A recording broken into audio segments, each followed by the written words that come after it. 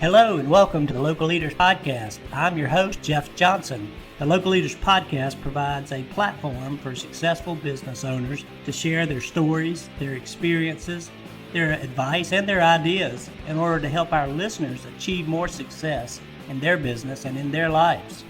Get ready, another great show is coming up.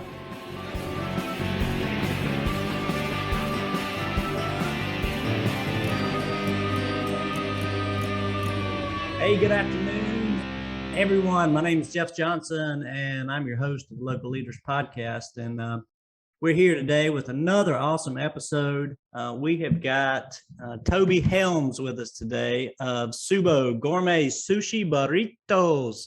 Makes me hungry just looking at it. I've been eyeing the website for the last couple of hours, and looking forward to talking to you today, Toby. Welcome to the podcast. Thanks for having me. Hey, we're glad to have you and appreciate you taking time to be on today to share your experiences, with building your business and in hopes of helping our listeners to find more success, along their path.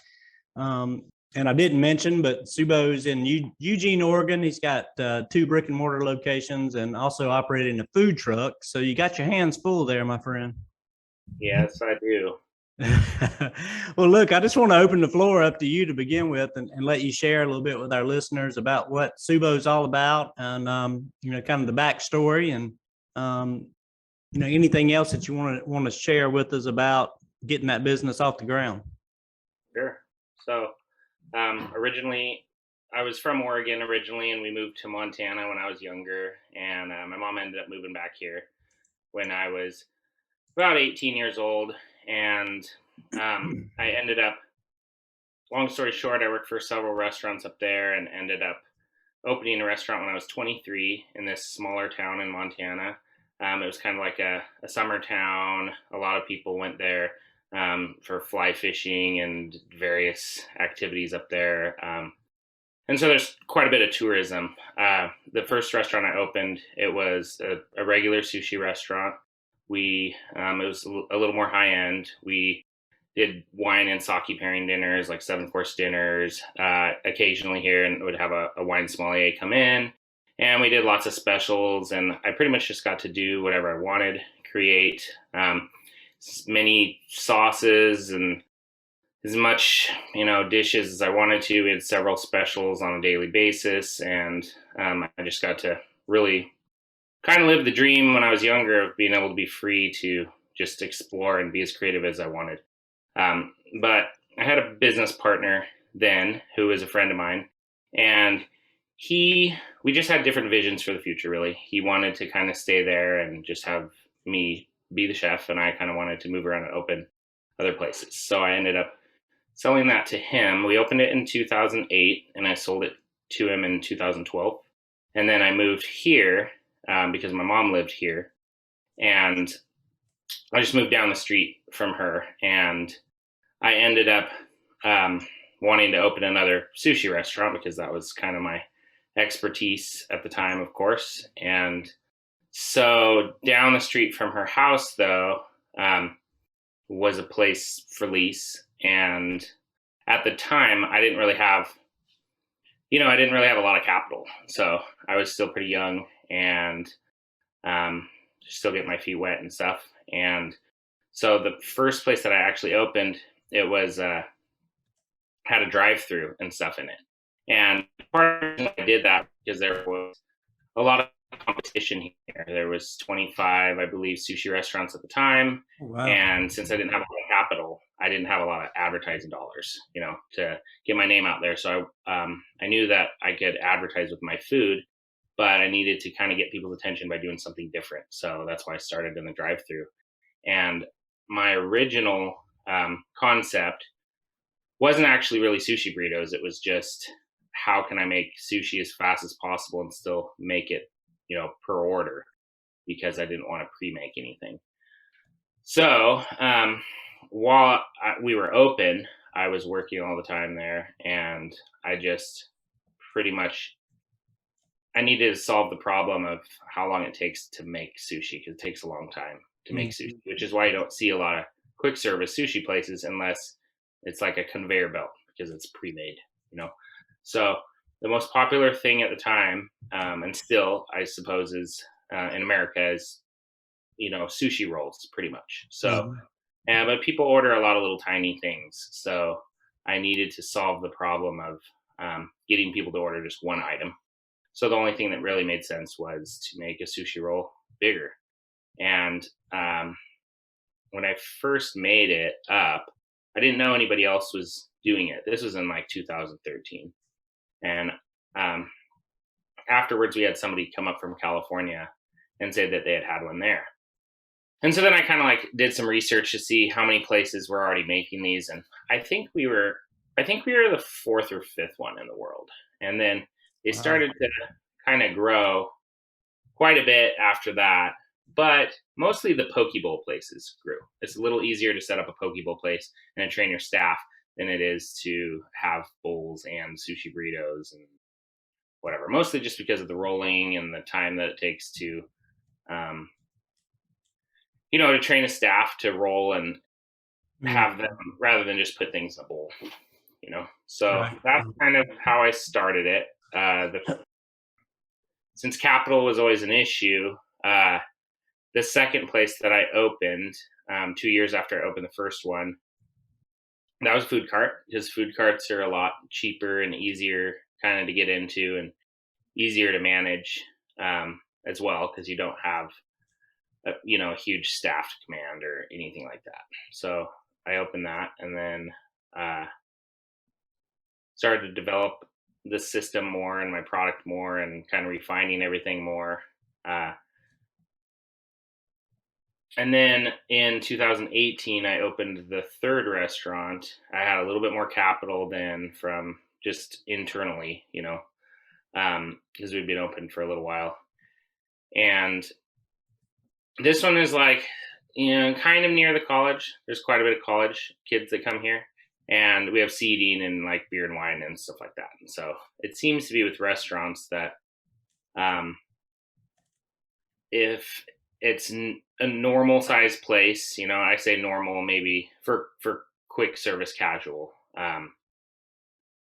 it's probably about the size of Chipotle or something like that. Anything smaller than that, or a food cart, it just seems it's harder to have your operations going and pump out food as fast, and it's kind of hard to get people in and out the door more. So then just automatically less people kind of come. So this is our third location does the most sales. It does almost as much sales as the other two combined. Wow. That's pretty cool. So what that tells me is that you've been making or turning the concept or making improvements to the concept along the way as you described, and it's reaping rewards in terms of revenues. Yeah, for sure. It's doing pretty well. Future stores, we would like to be like our third store, a sit down place, or at least just a small sit down area, nothing huge. But Right. I think that would be the best franchisable, size. Yeah, and so currently the two locations, the two brick and mortars, they're company owned, right? Yep. Yeah. Um, yeah. So I uh, I have three places and then a corporation that is like a franchisor. Yeah. The original company owns the food cart, and then it owns half of the third company. And Yeah. then a staff member of mine that actually used to work at the restaurant for me in Montana, he moved down here and ended up managing the food cart for a couple of years, and then he owns half of the third restaurant. So Very cool. Well, it sounded like, I mean, was that because you were getting creative with bringing in capital to get these off the ground, or partly, but my vision also has also been um, to create a future for my staff members that like want it. Some Mhm. people are just using the job as a stepping stone to or like a you know just to make some money while they're going through college or for different reasons. You know what I mean? But Yeah. some people want to be in the restaurant industry, forever. And so I feel like for some of those people, I'm trying to give them a pathway, to ownership if they want it. Yeah, well, I mean, that is very commendable, because you're right. There's so many people with so many different, working in the restaurant space that are transient. They're on the way somewhere else, as I believe you said. And so, you're not going to keep those guys, but there are a number of people who make it a career, not, and they want to be in the business. But, so often in smaller operations, your employees are kind of stuck and pigeonholed into that one space. So you're already thinking larger and trying to create a career path for them. So I'm sure they're very thankful for that. And how's that process going with, the franchise piece of it? Have you kind of started that journey to putting everything in place to get it off the ground? Um, Not exactly. I have done the operational part of it. I've started an operation manual. Um, all the recipes are streamlined and very easy for staff members to follow and create the same product. So consistency is very high. People can work here for just 2 weeks essentially, and they're trained. Everything is consistent. We have low waste and all that kind of stuff. But there's a franchise disclosure document that you need from an attorney writes it up, and so there's ways when you fully franchise where you're selling your concept or leasing your concept out to someone else, and they own 100% of it. There's certain documents that you need that I don't currently have yet. That's what I plan on doing next after I get the management portion of these places set up more. See, in the past, I had definitely one of my biggest struggles, I think, is changing from managing one restaurant to and then to three, because you need different management structures once you jump from one to two, especially two to three, because then you start getting to where your time is just starting to spread there between the restaurants. Yeah. It used to be I could work, if I had to, I could work open to close every day in one restaurant. Now I can work open to close every day, but I'm only at each restaurant 2 days, 2 and a third days a week. You know what I mean? So it's just spread a lot thinner. And if you want to continue being successful, you have to set up these management structures, and you have to find good people that believe in the restaurant just as much as you do and follow your guidance. You know what I'm saying? Yeah, I know exactly what you're saying, because we're kind of in that area as well with our business, on trying to systemize and get things running operationally smoother.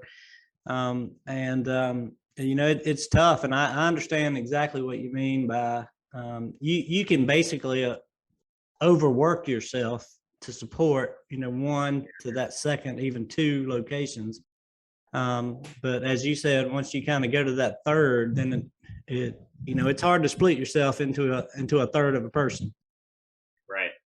So yeah, I understand that. It's kind of the entrepreneur's dilemma. How do you multiply yourself? And so what are you doing? Do you have some good, solid, like, general managers, or are you kind of going that route, general manager, shift manager type model? Right. So what I ended up doing is I had moved up staff to different management positions, assistant or regular general manager of the first two restaurants. And this whole time I had just managed with my business partner this location, and had worked on all the other kind of operational stuff and bill paying, and I do the book work for the first two restaurants too. And so, but I kind of had an issue, and one thing that I learned was, if you, even as an owner, if you work side by side with your staff and you have to kind of separate yourself as a manager. I mean, you just have to you have to be willing to and be able to do the same things that they do. But you can't be, and you can be friends with people, but since I was a young manager when I was 23, I used to, at my original restaurant, I used to have a beer with my employees at work while we were closing, and just and then on top of that, I would, if something wasn't working right, I would be shy sometimes to tell them because I just wanted to make them happy. You know what I mean? So then I would do it for them. That was one thing I learned, is that you kind of have to avoid that. You can have fun at work and all that kind of stuff, but you have to um, have expectations, and you have to nip things in the bud when you see them right away. You can't let things go. And you'll gain respect from people when you do that, and you'll create a better work environment. So after going through different managers, one thing that I realized was, if somebody was to become a manager, I needed to actually switch stores, have them go manage a different store. Because if they managed and moved up the same store where they were previously an employee at, just a regular staff member on the same level of everybody else, people had a hard time listening to them all of a sudden. So moving them to a different store helped a lot, because then the staff doesn't know them over there. Yeah. And then they're just used to say, oh, they got moved up and this is the manager now. So I found this girl that is really good. She has a really, really good gift at managing. I've really actually learned a lot from her, and she's learned a lot from me. And some things I've learned a lot from her as well. And she has a really good attitude. She has a lot of energy, and she's just a gem for management. And so basically what I did with her was, I just included her as an owner. I had her basically sign a contract saying that if she works for X amount of time, and meets these requirements, that she would gain 20% of those two restaurants. And so she basically set up her own managers there, and they're just doing really well. Their sales are doing a lot better. Everybody's happy. And so that's one thing that's really hard, is you work really hard and you build your business up, and sometimes you don't want to give pieces of it away. But if you look at successful businesses that are large, almost nobody that I know of anyways owns 100% of their business, because you have to find partners that can share some of the burdens.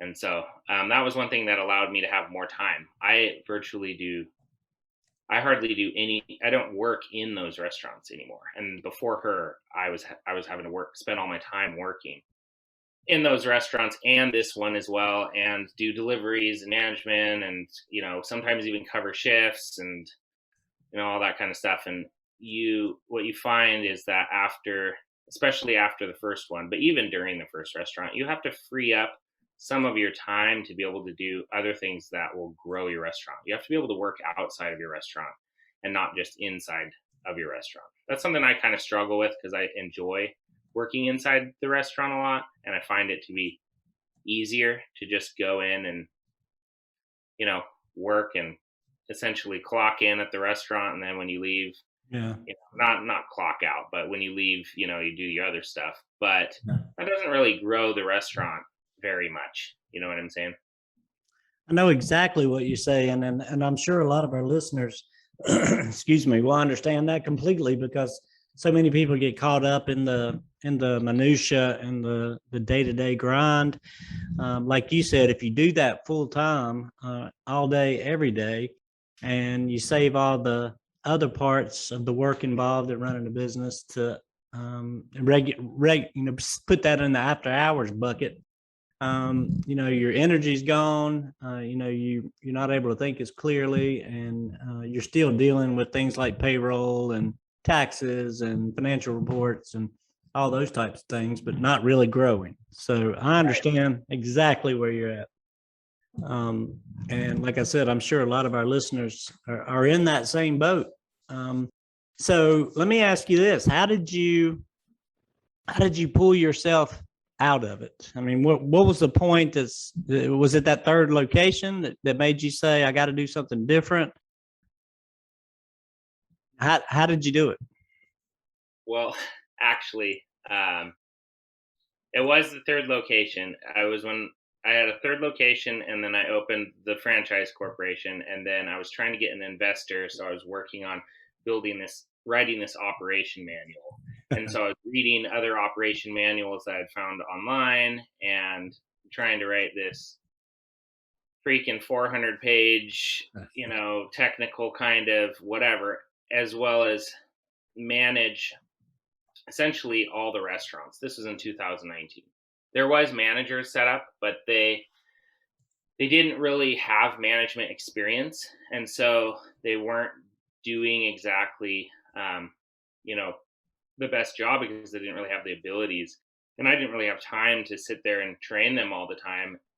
But I was trying to make time for everything, and so what happened was for about 3 months there, I I only got maybe 4 hours of sleep a night, and I would get up and work from 4 or 5 in the morning until 10 o'clock at night, and have an hour off to myself and an hour with my wife. And I have 3 kids too. 2 of them live in Montana, but I have a small kid here.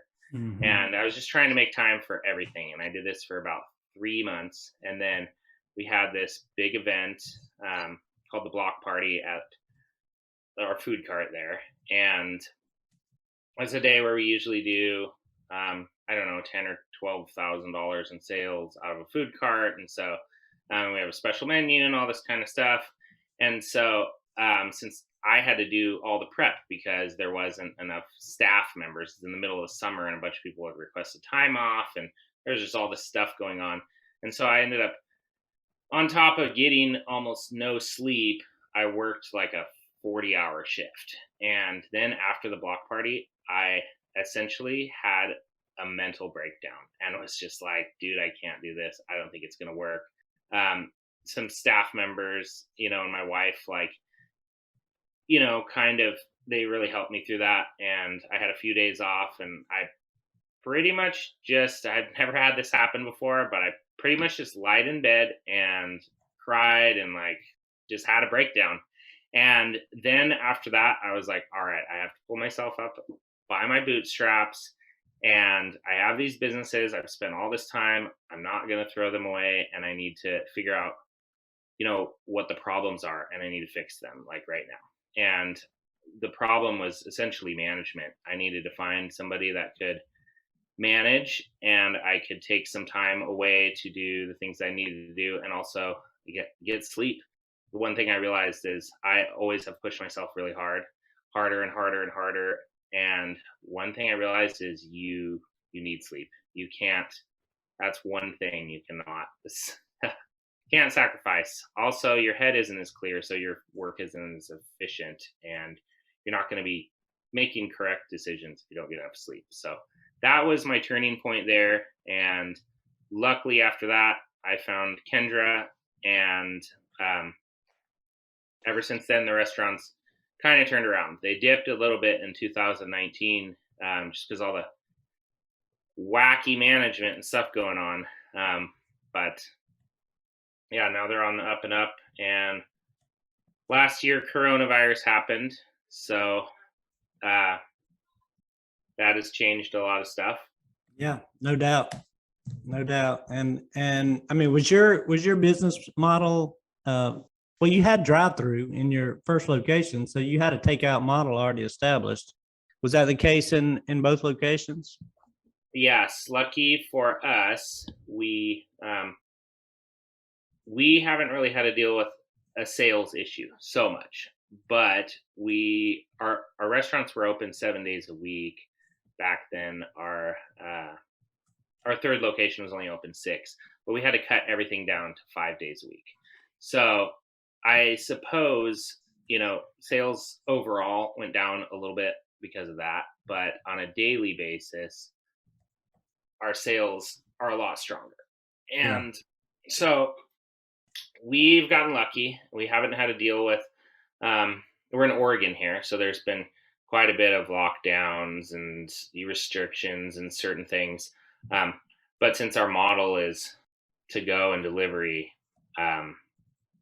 that really hasn't affected us much. For the thing that has affected us is staffing issues. We can't really find staff, honestly. All of our staff that we find, I mean, we're in a college town, so it's easy for us to find college staff, and Uh, you can find some really good staff members, but they only want to work like 15 hours a week. So it's hard to build your whole staff when all of them are one type of staff. You know what I mean? yeah, Like, you're finding all the transient staff that just want to work while they're in school and then right, go. They're not going to be future leaders of the business. right.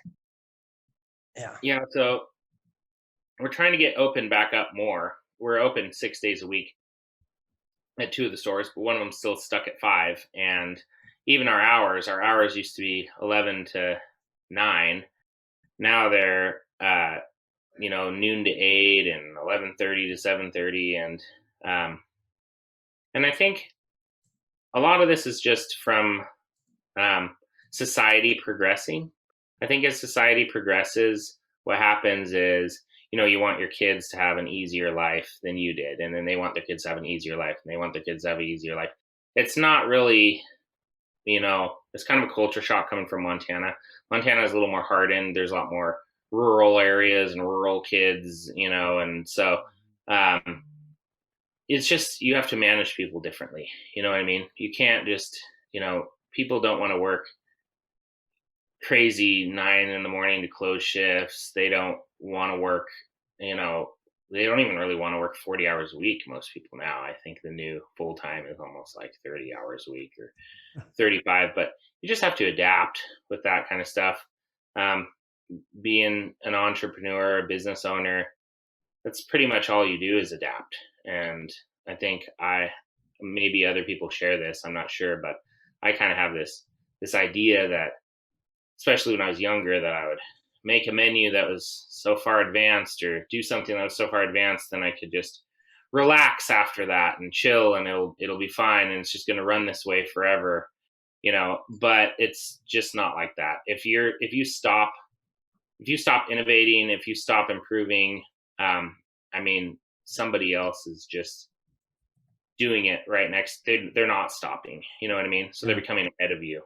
So it's all about adapting. I'm sorry. I was just going to toss out an idea that one of our guests shared about staffing that a couple of people have found helpful.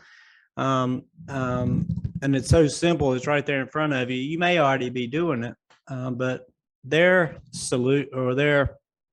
way to minimize staffing issues and try to find more people was to start trying to recruit from their customers. So they, kind of trained up the counter staff. I think this was a quick serve restaurant to start asking people, at checkout, if they knew anyone.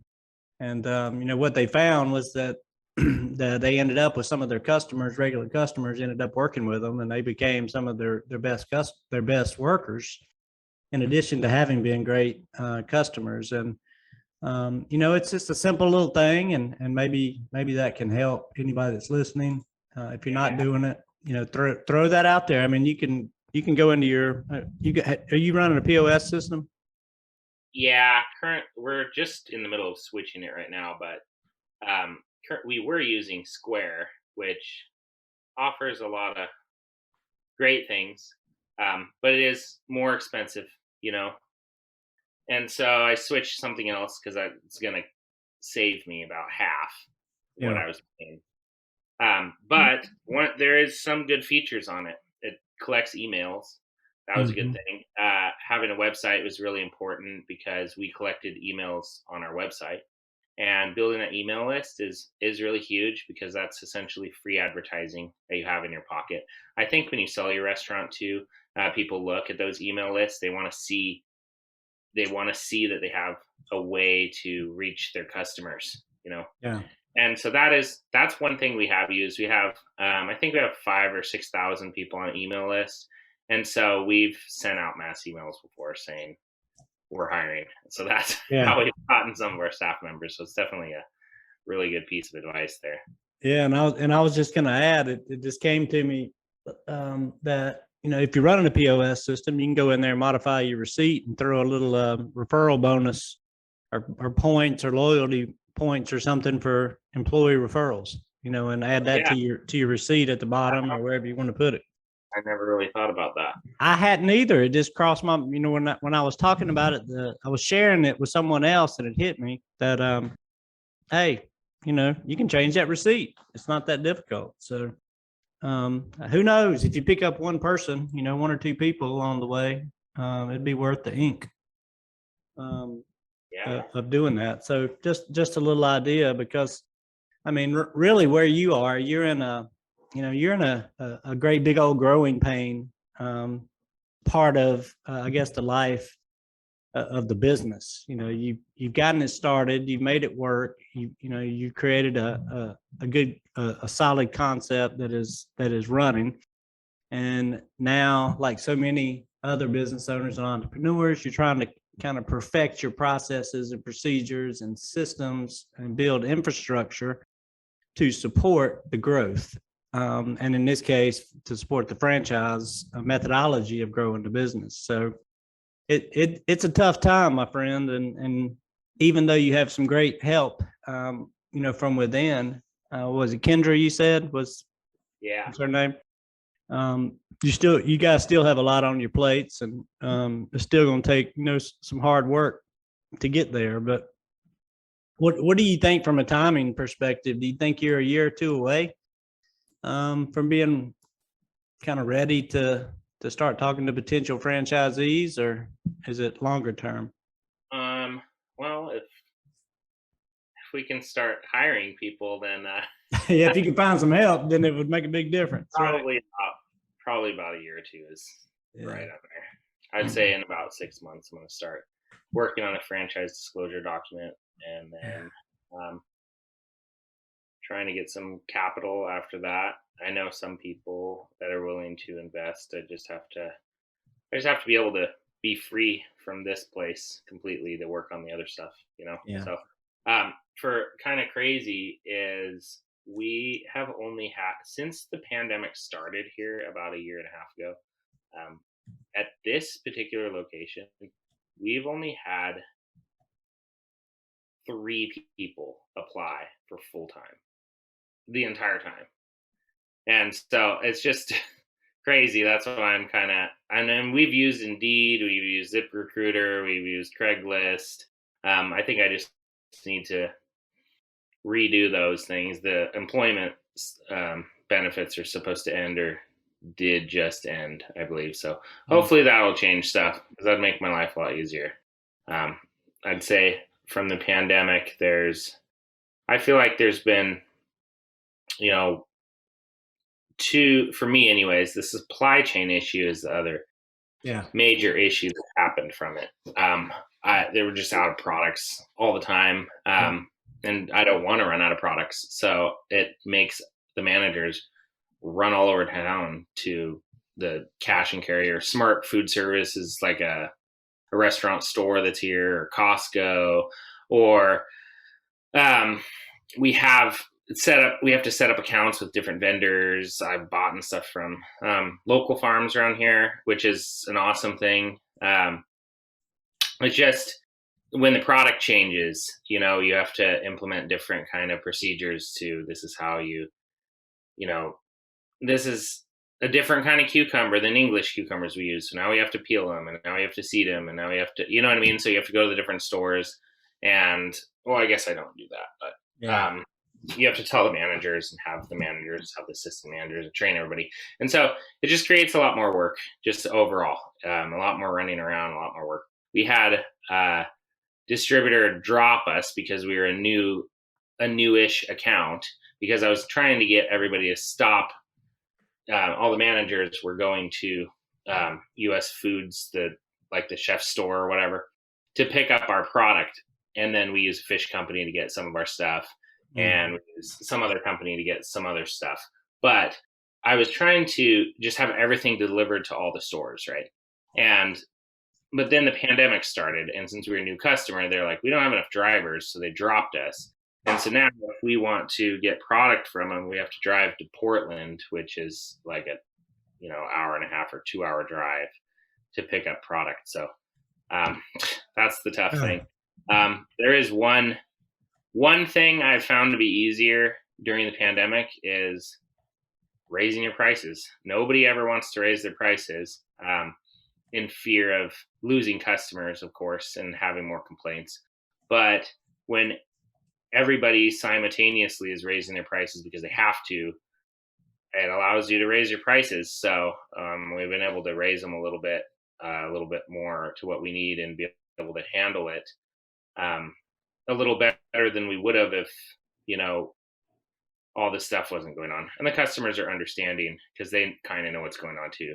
So that is one thing that's a little easier compared to the past. In the past, I pretty much never want to raise prices. You know what I mean? Right. It was something you avoided like the plague. Right. Yeah. Yeah. It was not something that was very accepted.